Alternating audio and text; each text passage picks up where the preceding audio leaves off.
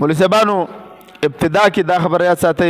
کله چې دوی کې د بیداری رااله په مغربي قوم کې بیداری د کم وخت نه شروع شوه تاسو ته معلومات دی که نه چې په مغربي قوم باندې څو ادوار تیر شوي تاریخي یو عهد قدیم دی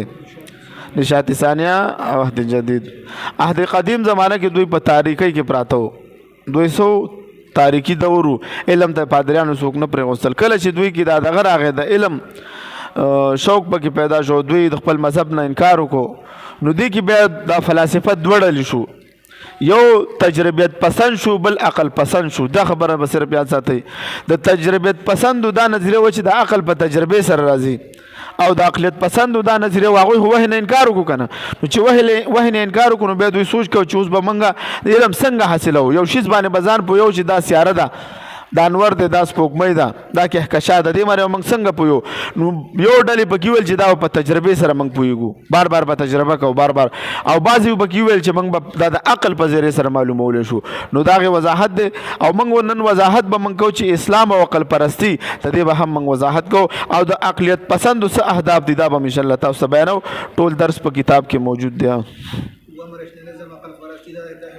تصور د علم دی د دې مطابق د انسان عقل په ټولو څیزونو باندې حاکم دی عقلیت پسندي او تحریک دی د کوم ابتدا چې په 19مه صده کې شوې ده د دې فلسفې مشر ډیکارت دی مولوي صاحبانو دا ډیکارت چې دی دا مشهور دغه دا د فلسفې ازادۍ هم دا مشر دی د تاریخ پیدایش دی 1596 او دا د او همداسې نیوټن هم د نه نظریه والا دی مولوي صاحبانو نیوټن بیا په 14مه صده کې پیدا شو 14 ابتدا کې د فلسفه په دوه مکاتب فکر سره تقسیم شوي یو عقلیت پسندو لکه رینی ډیکارت او بینی ډلټس او اماو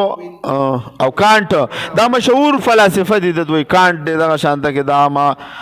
نوایل دی او دغه شانته کې سپای نواز دی او دا نوزا دی او داسې مختلف دا دي دویمه ډله چې واغه د تجربات پسندو د عقلیت پسند پکې کم یو دا هلو ډیکارت پکې یو دغه شان کانت پکې یو دا پکې او تجربات پسند چې ونه دی کې جان لاکو جاج برکلیو ډیوډ هومو مولوي صاحبانو دا پدې کې داسې وغیره نور پکې وو خو د دې بنیادي اختلاف د دوی په منځ کې د عمل په باره کې چې موږ څنګه پوهېدی شو عبارت وایه آیا به موږ به پوه شو آیا موږ پېژنو نو په ساده الفاظو کې دې څه مطلب دی مطلب دا دی تجربات پسندو دا موقف دی مولوي صاحبانو چې علم د تجربې نه اخذ کولی شي بار بار تجربه کوو تاسو او عقلیت پسندو دعوه ده چې علم صرف د عقل او شعور سره حاصلولی شي موږ ورته وایو دا خبره د دواړو ستاسو صحیح نه ده بعضې څیزونه یو منټ بعضې څیزونه په خبر صادق سره مخص کولی شي نشي مولوي صاحبانو بعضې څیزونه سره موږ ویلې که نه عقلي استدلالات دی خو دې سره تجربه ده دې سره خو نور هم دي که نه تجربې سره وجدان سره حدث سره د ټولو سره څه کېږي یو انسان ته علم حاصلېدلی شي نو دوی څوک د علم حاصلولو ذرایع محدود کړلې ځکه خو دا اوس دیسي ملحدین موږ نه سوال کې ماته وښیوه تجربه کې راوله مذهب تجربه کې راوله جنت تجربه کې راوله نو جنت تجربه کې راځي جهنم تجربه کې راځي چې په دنیا کې د جنت او جهنم بس پیش کو نو بیا خو به څوک هم ګناه ونه کړي څوک به هم رشوت وانه لي څوک به ظلم ونه کړي مولوي صاحبانو نو